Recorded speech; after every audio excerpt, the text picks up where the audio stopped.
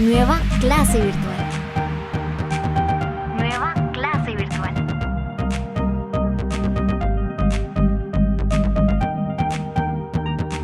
Vamos a ver hoy en la clase pues un pequeño repaso acerca de temas que ya habíamos visto anteriormente, ¿sí? Entonces, bienvenidas las tres, el grupo Maravilla de Cuarto Magisterio, sean bienvenidas a la clase, ¿verdad?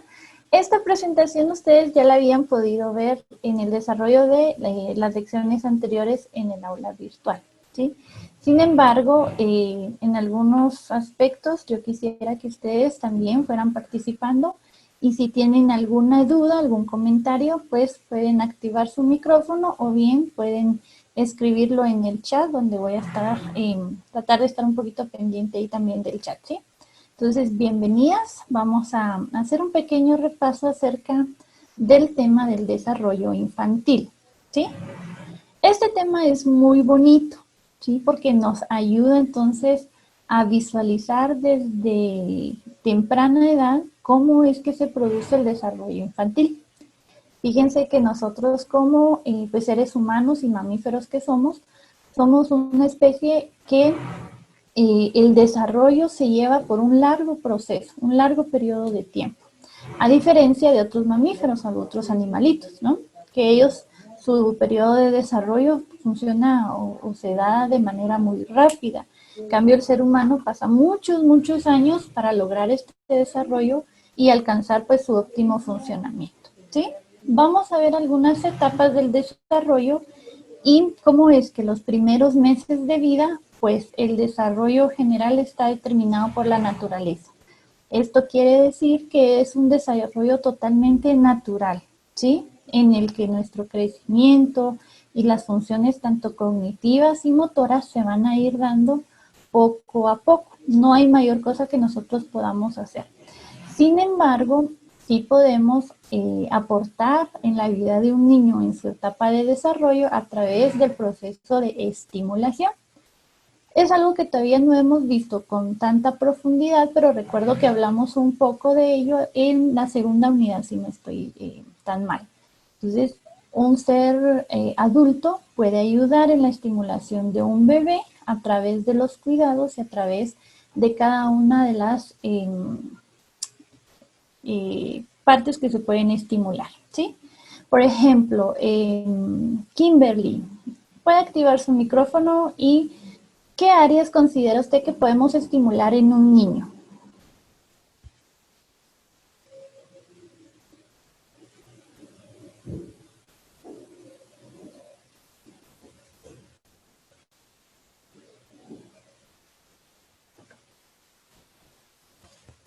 Pues la motricidad, Muy bien. ¿Qué otra área podemos estimular? Aparte de la motricidad, perfecto.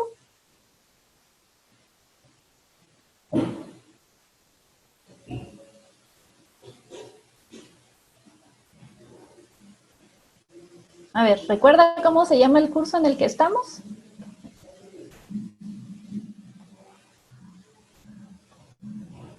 A ver, ¿quién la ayuda? ¿Jenny o Dani?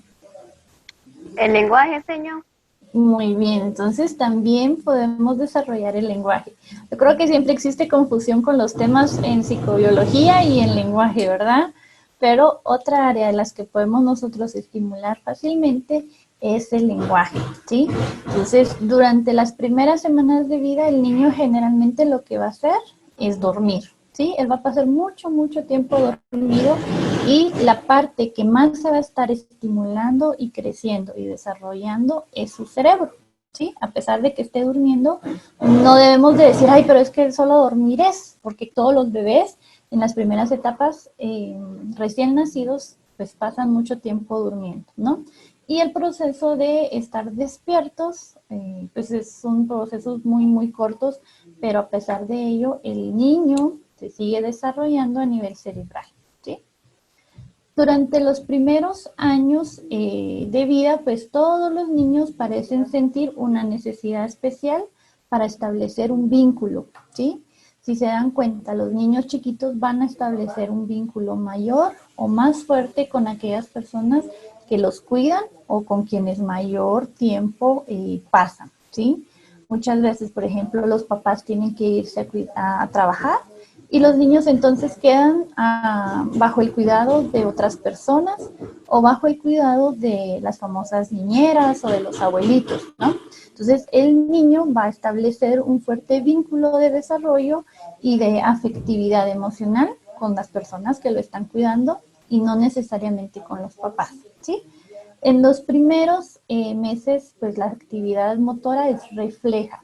¿Se recuerdan que esto lo vimos en la primera unidad, pero lo vimos más enfocado en el curso de psicología, ¿sí? El reflejo de Moro, de Babinski y los otros que vimos, que también son reflejos totalmente naturales, que a través de un pequeño estímulo el niño va a reaccionar, ¿no? Como el reflejo de prensión, por ejemplo, que hablaba sobre que si estimulamos la palma de la mano del bebé, el bebé lo que va a hacer es que lo va a sujetar, ¿no? O si ponemos algún objeto en medio de la palmita del bebé, el bebé lo va a sujetar. Y poco a poco esa maduración y ese desarrollo de movimientos motores, pues se va a ir haciendo cada vez más coordinado. Entonces, por eso, como decía Kimberly, ¿verdad? Una parte que se puede desarrollar es la motricidad. A partir de los 6 meses, pues los movimientos de la cabeza ya son más completos y el bebé ya va a tener como más estabilidad en la cabecita. ¿Se recuerdan que habíamos hablado en algún momento sobre el desarrollo que se da de la cabeza a los pies, ¿sí? Que se le llama céfalo-caudal. Entonces, el desarrollo se va a dar de forma muy, muy lenta, de forma muy paulatina, a través desde la cabecita hacia la parte inferior. ¿Qué quiere decir eso? Entonces, que ese proceso de desarrollo y ese proceso de maduración le va a llevar al niño cierto tiempo para que él pueda entonces tener como mayor estabilidad y fuerza en el cuello. Si se dan cuenta, un bebé recién nacido no tiene mayor fuerza en su cuello, ¿no? Y el cuellito se le va como para un lado, para adelante y para atrás, ¿no? Puro muñequito. Pero conforme él va creciendo, entonces también se va fortaleciendo los músculos y toda la parte que sostienen el cuello y la cabeza. En esta etapa, pues va a prevalecer el llanto. Generalmente van a ser periodos muy cortos de sonidos guturales y es importante que los padres les hablen constantemente. Acá una forma de poder estimular el desarrollo del niño es hablarles correctamente, ¿sí?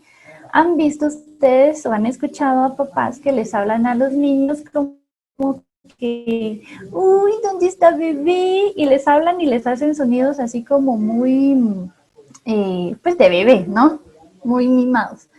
Eso, pues, generalmente se da muy espontáneo entre las familias, entre los papás o los cuidadores, pero ayuda muy poco, si no es que nada, en el desarrollo del lenguaje del niño, ¿sí? Entre más se le hable y entre más claro se le hable al niño es muchísimo mejor, porque entonces él va a poder, en el momento en que ya va a estar desarrollando su lenguaje oral, pues se le va a facilitar la pronunciación de las palabras, ¿sí?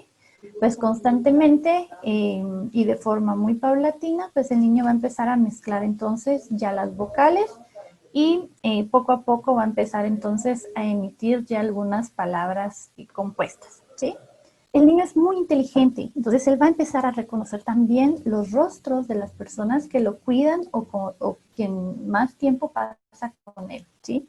A los niños generalmente les va a gustar estar en brazos y esto pues también quiere mucho cuidado, ¿verdad? Porque entre más tiempo pase el niño abrazado, más tiempo va a querer estar en los brazos de las personas y muy poco va a estar queriendo estar en la cama, en la cuna o en un proceso ya de separación, que también tiene que ver la parte emocional, ¿sí? El lenguaje pues va a ser algo paulatino que se les va a ir desarrollando poco a poco y conforme avance el tiempo, pues el número de palabras y de sonidos, en la medida que el adulto les hable claro y correctamente, pues también va a ir pues también se va a ir aumentando, ¿no? El niño va a ser curioso por naturaleza, ¿sí? Entonces él va a querer explorar todo lo que hay a su alrededor, va a querer empezar a caminar y es una etapa para los papás a veces un poquito complicada, ¿no? Porque los niños están abriendo las gavetas, sacando las cosas, explorando, manchando, pintando paredes, regando cosas y demás, ¿no? Entonces, generalmente es una etapa bastante caótica para los padres, pero que es muy importante para el desarrollo de la motricidad. Vamos a ver entonces qué es lo que pasa entre los 2 y 4 años de vida. Recordemos que estos son aspectos muy generales y estamos hablando muy a grandes rasgos, porque cada etapa o cada año de desarrollo de un niño pues conlleva bastantes cambios, ¿sí? Los primeros pasos y palabras pues serán los logros que van a generar bastante emoción para los padres y para los niños, ¿sí? Generalmente a los 2 años entonces el niño ya puede caminar. Muchos niños empiezan primero a través del gateo, ¿sí? Hay niños que sí van a gatear y van a haber niños que no van a gatear, ¿verdad? Entonces eso no tiene nada que ver con la parte de su desarrollo motriz al momento de establecer ya pues, sus primeros pasos, ¿sí? La comunicación pues ya se va a establecer muchísimo mejor, ya los niños van a tener muchísimo más vocabulario y muchísimas más palabras por mencionar. Puede que aquí entonces ya se den algunas dificultades en su lenguaje, por ejemplo, ¿cuál creen ustedes que es la letra que más les cuesta pronunciar a los niños?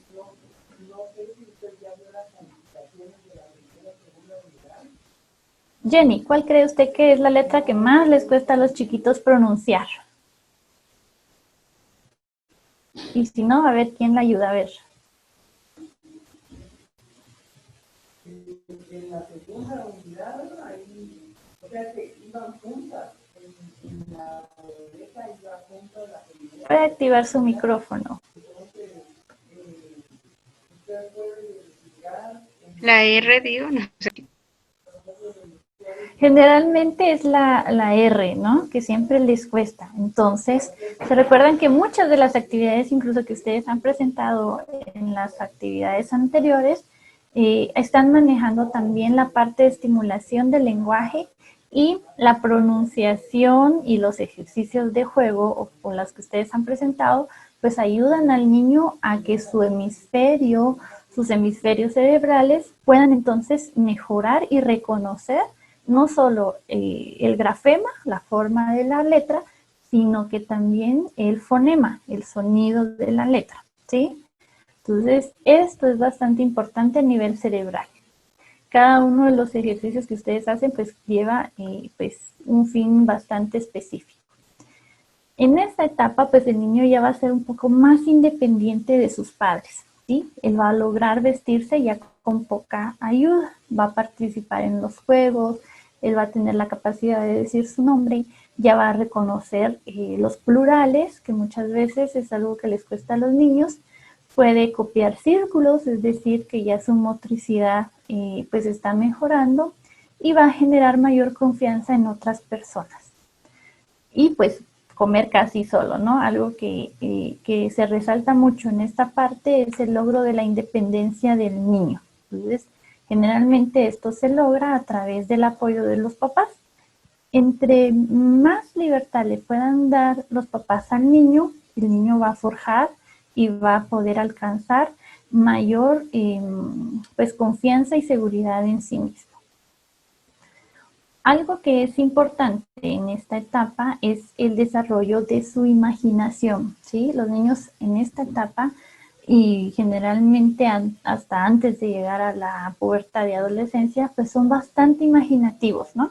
Ellos juegan con un avioncito, juegan con imaginar animalitos en las nubes, con un carrito, y logran armar como escenarios bastante complejos y bastante significativos para el desarrollo de su imaginación. Entonces, ¿qué es lo que nosotras podemos hacer como maestras? Seguir fomentando su imaginación, seguir fomentando su creatividad. ¿Y cómo lo podemos hacer? Aunque parezca pues bastante raro y decimos, pero como el saltar, el correr, el mantener el equilibrio, va a fomentar no solamente su imaginación, sino su creatividad.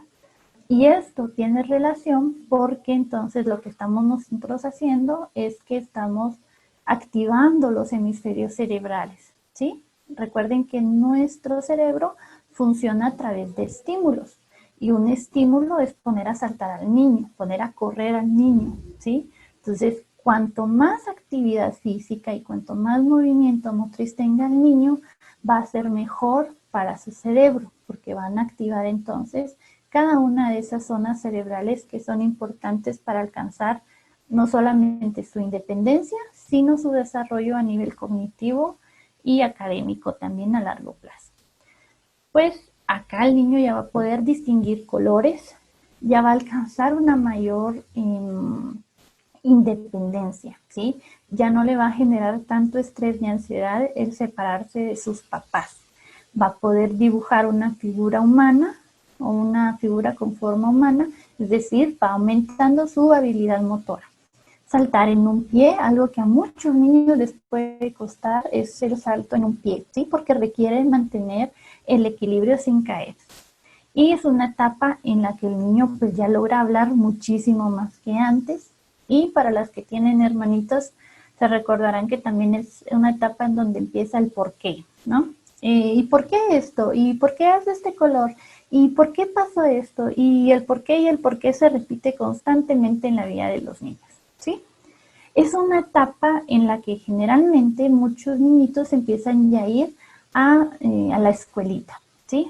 Ya sea a una guardería infantil, no netamente una escuela, sino una guardería, y pueden entonces experimentar ya el primer proceso de separación de los papás, ¿sí?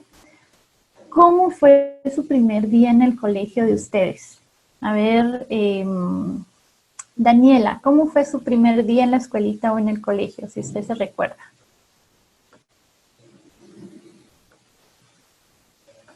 ¿Y párvulos? Sí. Pues la verdad es que no me acuerdo mucho, pero bueno, yo desde que he sido pequeña he sido un poco tímida. Entonces, y bueno, algo que me ayudaba es de que una de mi tía trabajaba ahí, era maestra. Entonces, yo la tenía a ella por cualquier cosa. Muy bien, pues eso le pasa a muchos niños, ¿no? Que son muy tímidos. Entonces, cuando son tímidos, generalmente van a estar en una etapa, pues, retraída, en la que ellos no van a querer socializar con otros niños, quizás van a estar sentaditos en su escritorio. Y cuando nosotros tenemos una figura de confianza, en este caso, como cuenta Dani, que tenía su tía, pues eso les va a ayudar a generar un poquito de más seguridad en ellos, ¿sí? Pero no es el caso de todos los niños. Algunos pues van a estar totalmente aislados de algún familiar en la escuelita. Entonces, nuestra labor es apoyarlos en ese proceso, porque imagínense, de pasar todo el día, todos los días, junto a mamá, junto a papá, junto a los abuelitos quizás, que son las figuras más cercanas y de mayor relación con los niños, pues a pasar a un ambiente totalmente diferente les puede generar mucho estrés y mucha ansiedad. Entonces debemos apoyarlos. Pero no hay una edad determinada para ingresar a la escuelita. Esto porque también depende muchas veces de los padres, ¿no? El sistema educativo pues, nos dice tal edad para entrar a parvulitos, ¿no? A la etapa 1. Pero si el papá no quiere ingresar, que el niño ingrese a esta etapa, pues tampoco es obligación que lo haga, ¿no? Sin embargo, y se les hace la recomendación y la observación de que al estar en estas etapas previas a primero primaria, el niño está trabajando mucho en cuestiones de aprestamiento, de motricidad, de estimulación, que le van a ayudar al niño al momento en el que ya esté en primero primaria, ¿sí? No es obligación tampoco que el niño en esta etapa de preescolar, al terminar preescolar, pues salga leyendo o escribiendo perfectamente. No. Muchos niños es posible que lo hagan y muchos niños también es posible que no alcancen esto, pero no pasa nada, porque la etapa preescolar es para que ellos puedan divertir, se puedan divertir, puedan jugar, puedan aprender, puedan mejorar su aprestamiento, puedan mejorar su motricidad y puedan seguir desarrollándose de manera en que puedan aprender a través del juego, ¿sí? Entonces, es una de las travesuras. Muchas veces los niños cometen muchas travesuras en esta etapa, ¿sí? Y generalmente, pues, es lo que sucede acá. De los 5 a 6 añitos, pues el niño todavía está en esa fase de seguir aprendiendo, ¿no? Eso sí, ya logra muchísimo más su independencia y logra escribir. Muchos niños en esta etapa también ya logran alcanzar a leer, que es magnífico si lo lograron, pero no es algo obligatorio. Ya pueden ir al baño solos, es algo que es maravilloso para las maestras, ¿verdad? Porque no requiere entonces que usted esté yendo con el niño y tener ese cuidado de ir al baño. Esto generalmente llega a ocasionar también muchos problemas en la etapa preescolar con algunos papás, el ir al baño con los niños si no se les atiende de forma adecuada. Generalmente van a haber cambios en la alimentación. Algo que preocupa a muchos padres en esta etapa es esta parte de la alimentación, ¿sí? Los niños ya no quieren comer, entonces siempre es bueno, obviamente, que en la medida de lo posible los niños tengan un control pediátrico y si no, al menos que ustedes en la escuelita puedan estar al tanto de esta parte de la alimentación de los niños a través de la refacción escolar que se les da en las escuelitas, ¿no? Es una etapa básica para que ellos vayan aprendiendo ciertas reglas, normas y también valores, ¿no? Recordemos que la primer pues parte o el primer hogar para enseñar valores es en la casa, ¿no? Entonces nosotras como maestras estamos también para apoyarlos a ellos en el reforzamiento de estos valores, ¿sí? Es la etapa de transición en donde ya el niño empieza a ver que va a pasar más tiempo en la escuela que en la casa, ¿no? Y a través de este cambio y esta transición que se va a lograr, pues el niño va a alcanzar mayor independencia en su desarrollo, ¿sí?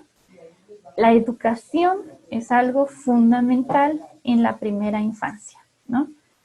Todas las que estamos acá en clase el día de hoy, pues hemos pasado por un proceso formativo, ¿no? Y este proceso formativo en nuestra primera infancia tiene mucho que ver con el periodo que va desde el nacimiento, es decir, desde que nosotras hemos nacido a partir de los 8 años de edad, es ese periodo de primera infancia, ¿no?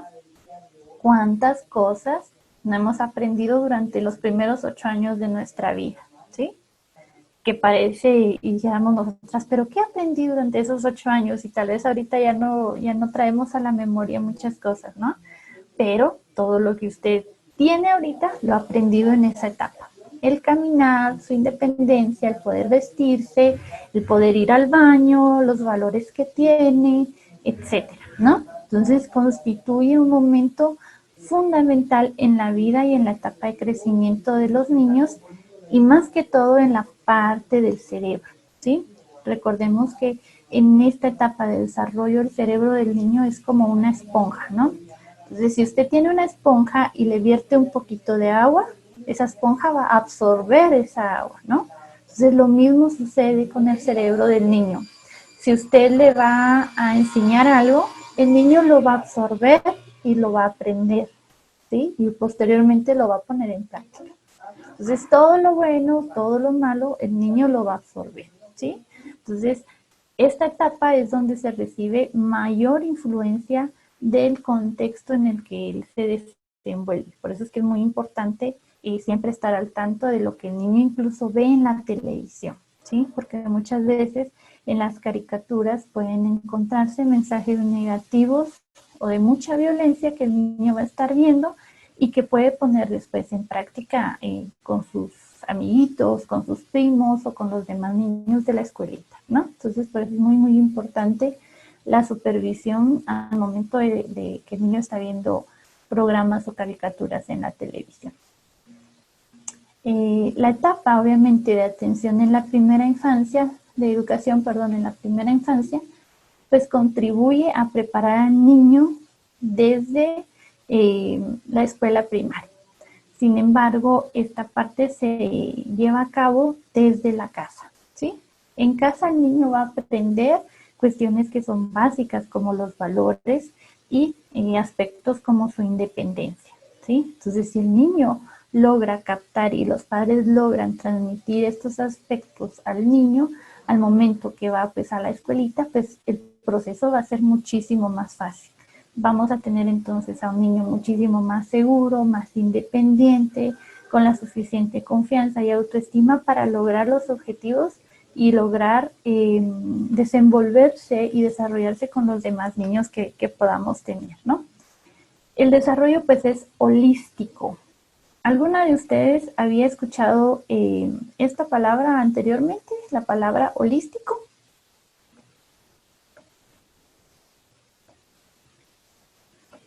Con las cabecitas o si quieren activando su micrófono o en el chat, díganme sí o no. Por ahí las estoy viendo. No, vaya.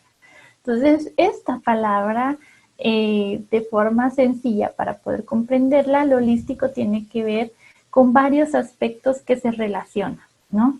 Lo social, por ejemplo, lo emocional, lo cognitivo, lo físico, ¿sí? Estamos hablando, por ejemplo, acá en este ejemplo que les estoy poniendo de 4 aspectos: social, emocional, cognitivo y físico. El desarrollo es holístico, es decir, que interviene en varias áreas para que el niño pueda crecer y forjar las bases de su desarrollo, ¿sí? También, obviamente, en estos va implícito todo el factor psicológico dentro de lo emocional y lo cognitivo. Lo físico a través de la motricidad y lo social a través de fomentar pues las relaciones sociales del niño, ¿sí? El desarrollo psicosocial. Jenny, ¿qué comprende usted por desarrollo psicosocial a través del juego? ¿Qué viene a su mente cuando lee esta parte? Si puede activar su micrófono. Vamos, yo sé que usted puede.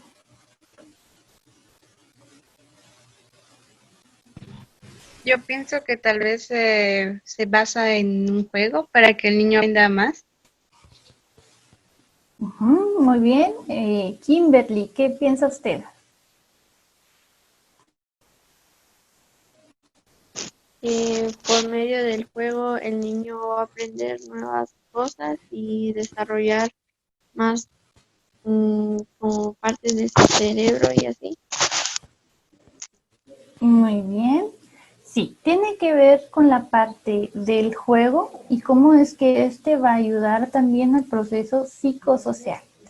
Psico, obviamente, hace referencia a toda la parte psicológica, ¿sí? ¿Qué tenemos dentro de la parte psicológica? Por ejemplo, las emociones, nuestras funciones cognitivas, el desarrollo cerebral, por ejemplo. Y dentro del ámbito social, obviamente se va a manejar toda la parte de interacción con otros niños. Entonces, si el niño aprende a través del juego a compartir, eso ya es un gran logro, ¿sí? ¿Han visto ustedes a algún niño que a veces tiene como un juguete y viene otro niño y le dice que se lo preste? El niño no va a querer soltar ese juguete, ¿no? Es algo totalmente dentro de su desarrollo pues normal, ¿no? Porque el niño va a querer apreciar y atesorar ese objeto, ese juguete que tiene para él. Es parte de ese egocentrismo que tenemos los seres humanos. Pero si nosotras como maestras durante el juego le enseñamos al niño la importancia de compartir, ese ya es un gran logro, ¿sí? Porque vamos entonces a forjar las bases desde la infancia a que pues compartir es importante y es bueno también dar de lo que nosotros tenemos a otras personas. Ojo, porque el juego, cuando tiene un significado, es maravilloso, ¿sí? El niño cuando juega no lo está haciendo solamente por hacer algo, ¿no? Por pasar el tiempo, por tenerlo entretenido, no. Sino que el niño cuando está jugando puede lograr expresar sus emociones y sus sentimientos. recuerden que nosotros, pues generalmente muchas de las personas no fuimos educadas emocionalmente para poder expresarnos, ¿no? Entonces, cuando, por ejemplo, nosotros nos sentimos enojadas o tristes, pues lo vamos a reflejar con nuestro rostro, con nuestro cuerpo, pero si vengo yo y les digo, ¿qué tiene? ¿Qué le pasa? ¿Siente? No, nada, no me pasa nada, todo está bien, porque no tenemos la capacidad de poder decir con palabras lo que estamos sintiendo o esa emoción que estamos manifestando, ¿no? Entonces, el juego es una actividad esencial para que el niño pueda expresarse. La ejemplificación de la vida cotidiana. Han visto que muchos niños en ciertas etapas juegan al mamá y al papá, a los trastecitos, al supermercado, etcétera, ¿no? Entonces, estamos viendo que el niño empieza ya a tomar lo que está viendo a su alrededor y lo está llevando al juego, ¿sí? Se transmiten valores y modelos de comportamiento y se inventan nuevas formas de vida. Acá también tiene mucho que ver el aspecto de la creatividad y de la imaginación del niño, que el niño a través del juego, pues él se va a imaginar que es un astronauta, que vive en otro planeta, que lo persiguen dinosaurios, que está jugando con un león, ¿no? Entonces, esto es bastante importante porque nosotros cuando jugamos con el niño, pues seguimos alimentando la parte de su desarrollo cognitivo y de su desarrollo cerebral. ¿Estamos? Obviamente, también se va a desarrollar la personalidad del niño, ¿sí? Algo que nosotros debemos de conocer acá es que la personalidad se compone del temperamento. El temperamento es esa esencia natural que usted ya trae de nacimiento, ¿no? Esa forma de ser tan única, tan especial de usted como persona. Y la personalidad pues va a ser ese compuesto entre lo que usted ha vivido en su entorno y su temperamento, lo que va a formar su personalidad. Pero el juego también ayuda a que el niño vaya fomentando y vaya creciendo de forma espontánea a través del juego. Entonces es algo muy, muy importante. Desarrollamos la parte creativa, las relaciones sociales, el niño logra mejorar su forma de expresión a través de decir lo que piensa o lo que siente. Se fortalece también la empatía, que es muy importante para estos días, ¿no? Aprende sobre el sentido de responsabilidad. ¿Cómo? Bueno, si el niño sacó juguetes y los dejó por todos lados, muy bien, ya jugamos. Ahora es tiempo de recoger y de guardar los juguetes. Con algo tan sencillo como poner al niño y enseñar al niño que cuando se usa algo hay que guardarlo y dejarlo en su lugar, ya le estamos enseñando responsabilidad, ¿sí? Cooperación y el respeto a otros, que es básicamente algo muy fundamental, ¿sí? El desarrollo emocional, obviamente a través de que el juego le propicia al niño un sentimiento de satisfacción, de placer, de alegría, de bienestar, de sentirse libre, ¿sí? Y a través del juego lo que se hace también es que se liberan ciertas sustancias en nuestro cerebro de manera natural que le van a dar esa sensación de bienestar y de placer al niño, y entonces el niño va a querer seguir jugando. Sí, es algo muy importante y algo que yo siempre he recalcado pues a mis amigas que son madres, de que es mejor que el niño pase e invierta su tiempo jugando a que pase frente a un televisor, a un teléfono o a una tablet. Recordarán que, si no estoy mal, en la primera unidad hicimos una pequeña investigación sobre el impacto de los dispositivos digitales o dispositivos móviles en el niño, ¿no? Y encontramos que pues es bastante dañino el que el niño pase muchas horas sentado frente a la tele o a algún otro dispositivo, porque lo que hace es que se está limitando en el niño la capacidad de su desarrollo emocional, de su desarrollo afectivo, de su desarrollo social, porque el niño ya no va a querer ir a jugar con otros niños, sino va a preferir estar pegado al televisor viendo alguna caricatura, ¿no? Entonces debemos siempre tener cuidado en esa parte. Y pues obviamente siempre la invitación para que podamos seguir avanzando y creciendo juntas en este proceso de desarrollo. Voy a parar esta presentación y mientras hago esto, pues quisiera conocer si ustedes tienen alguna duda. Vamos bien hasta el momento. ¿Qué inquietudes tienen? Me gustaría conocer qué es lo que opinan ustedes al respecto hasta el momento del tema.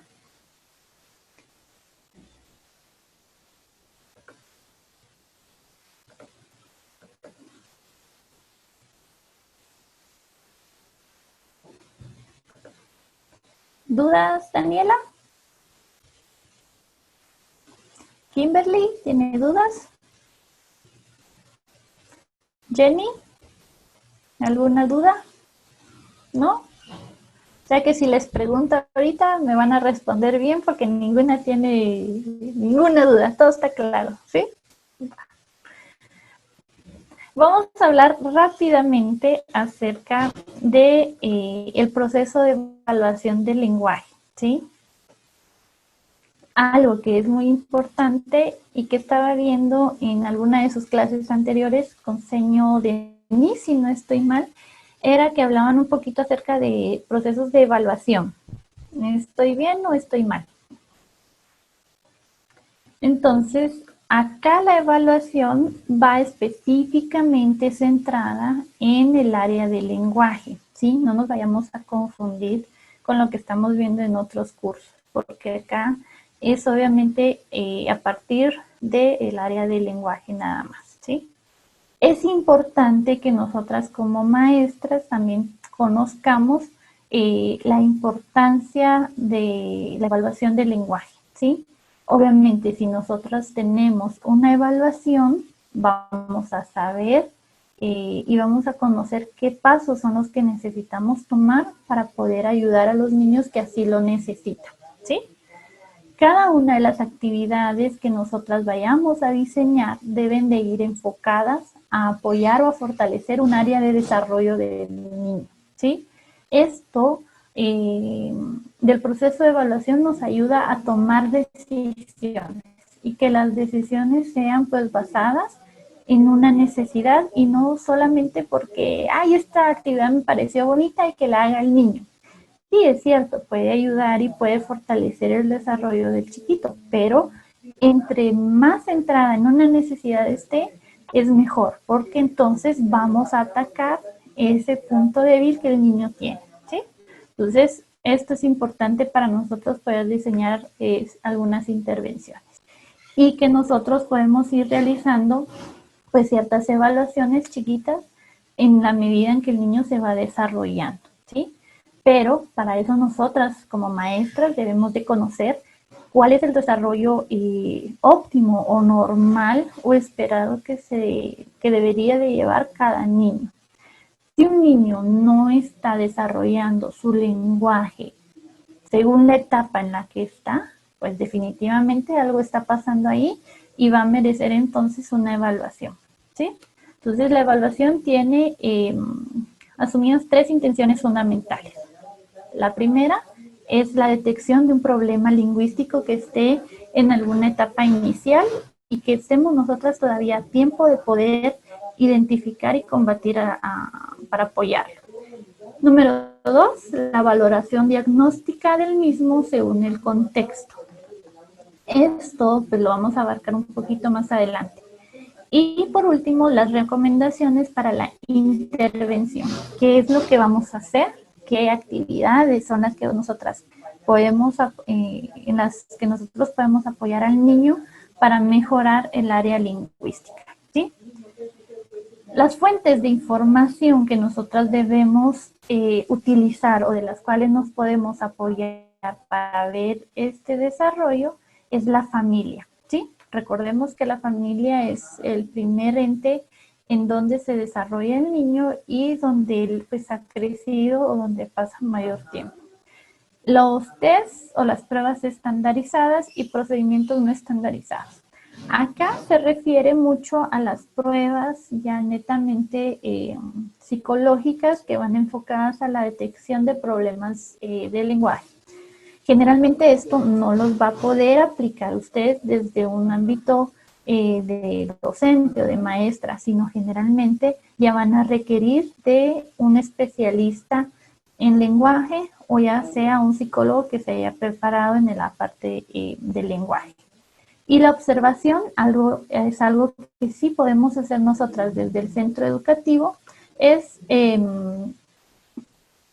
que sí podamos tener como una guía de observación, ¿de acuerdo?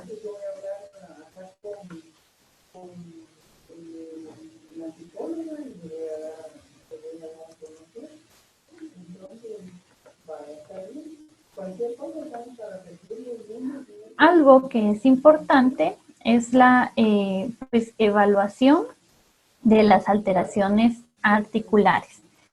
Acá algo que vamos nosotros a ver es cómo podemos identificar a través de la evaluación que es imprescindible, ¿sí? Cuando nosotros tenemos como la duda o la sospecha de que algo va mal en el niño, podemos entonces hacer la referencia a un profesional médico o de lenguaje para que pueda apoyarnos en una evaluación, ¿sí? Si usted hace una detección o tiene una sospecha de un niño que puede tener un problema de aprendizaje, pero usted todavía no tiene las herramientas profesionales para poder desarrollar una evaluación más profesional, lo ideal siempre va a ser el poder hacer como un pequeño sondeo con los padres de familia, ¿no? Acerca de cómo fue el desarrollo, bajo qué condiciones ha crecido el niño y demás. Y comentarle también de la manera pues más sencilla y más táctica a los papás las dificultades que usted está viendo que el niño presenta en la escuelita, ¿sí? Y les digo de forma táctica porque muchas veces los padres de familia son muy sensibles a los problemas que pueda tener el niño. Entonces nos podemos topar con padres que van a decir, no, mi hijo no tiene nada.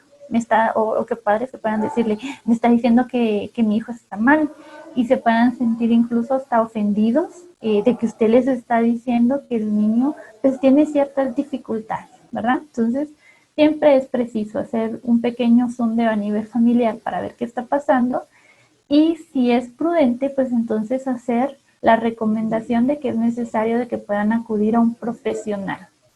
Generalmente se refiere con médicos y los médicos son los que al notar que no es un problema de aspecto físico u orgánico, entonces ya lo pueden referir con un profesional que sí se haya preparado en la parte de evaluación e intervención en el lenguaje, ¿sí?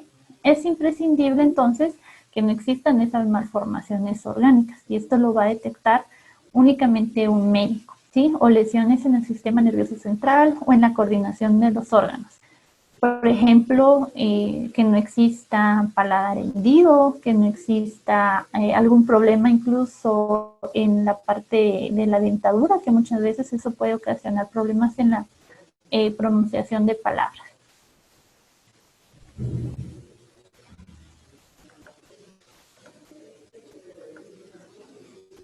Vamos a ver rápidamente, y con esto vamos a ir concluyendo, pues algunas alteraciones, ¿sí? Que pueden presentar los niños. Por ejemplo, de sustitución, ¿sí? El niño va a tener dificultad para articular ciertos sonidos y entonces va a sustituir una letra por otra, algo que se le haga más fácil. Por ejemplo, en lugar de decir ratón, que era la R que mencionábamos al inicio, ¿verdad? Que pueden tener dificultades, el niño puede decir ratón con D, ¿sí? Porque se le hace más fácil pronunciar la D que la R. Puede decir abuelo en lugar de abuelo, ¿sí? Porque la B también es una letra que puede generar dificultad. Puede decir cocholate en lugar de chocolate. Entonces va a haber una sustitución en las letras o también en el orden de las palabras. Omisión, pues como su nombre lo indica, consiste en la omisión del fonema o sílaba que el sujeto no sabe pronunciar, ¿sí? Por ejemplo, va a decir cuatro en lugar de cuatro. Y la R, si se dan cuenta, es como muy repetitiva, que tiene dificultades para los niños.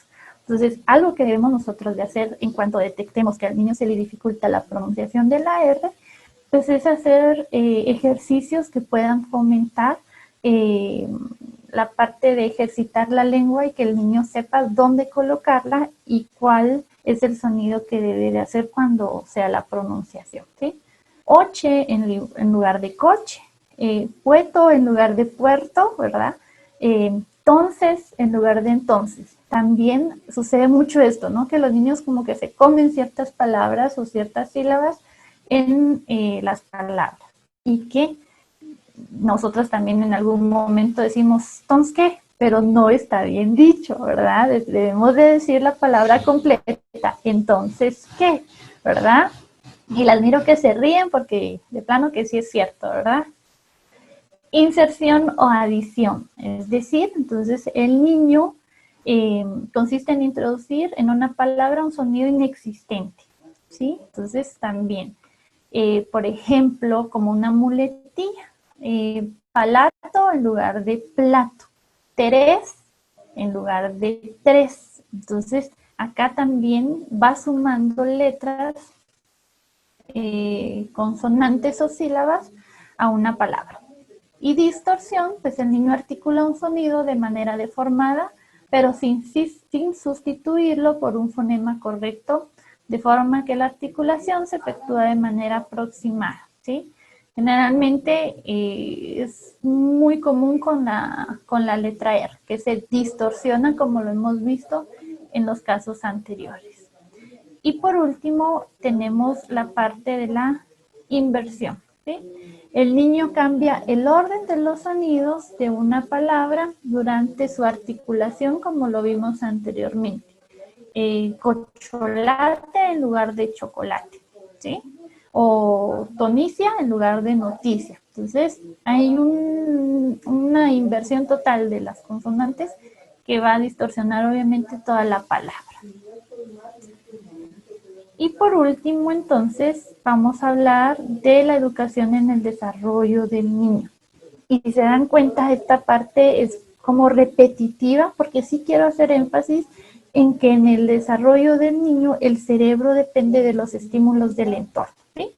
Debemos de tener un equilibrio, porque incluso la sobreestimulación puede efectuar aspectos negativos en un niño. Entonces, si un niño, por ejemplo, desarrollado, es consolado, es estimulado visualmente, pues va a tener un equilibrio emocional bastante estable, ¿sí?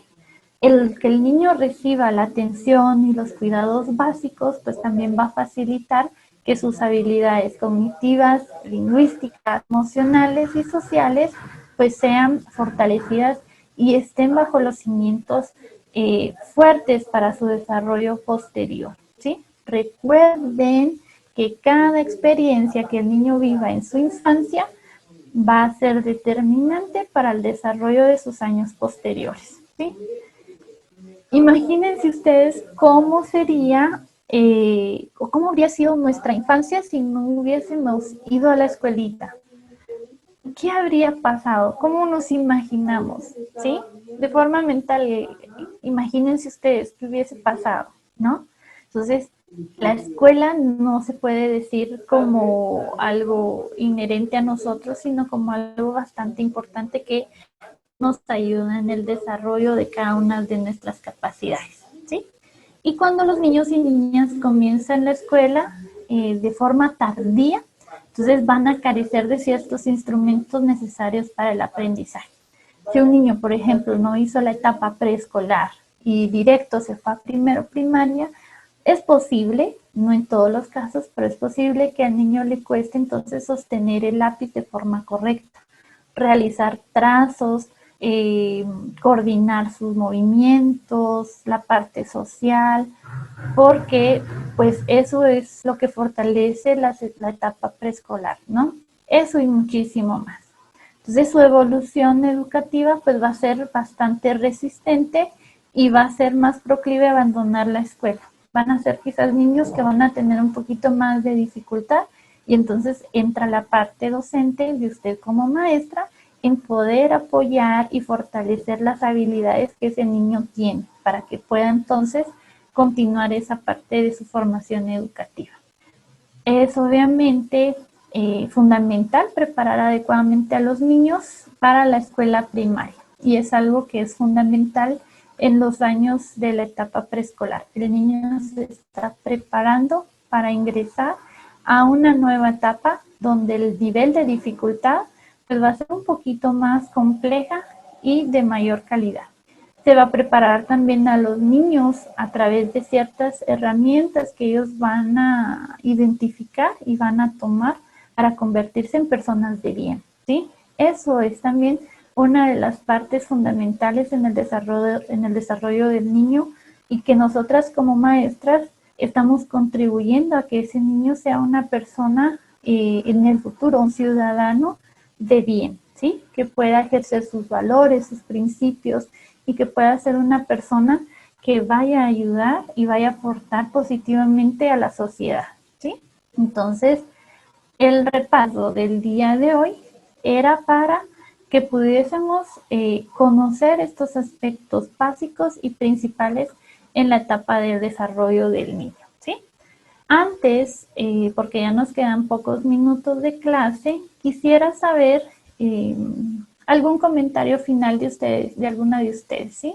¿Qué les pareció el tema hasta ahora de los que hemos visto? Hemos tocado, en esta clase pues tocamos solamente dos, no vimos otro.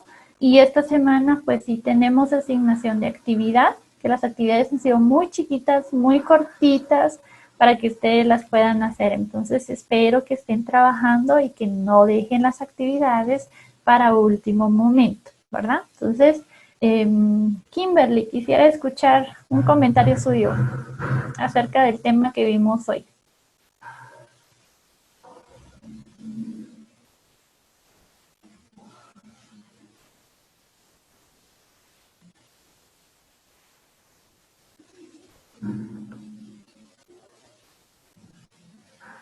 Si puede activar su micrófono entonces.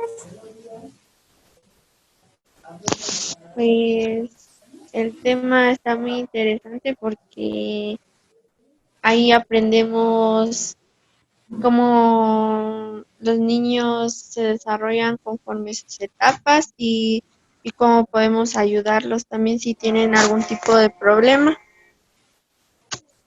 Muy bien, perfecto. Muchas gracias, Kimberly. Entonces, ¿alguna duda antes de que se nos acabe el tiempo? Tenemos 2 minutitos aproximadamente.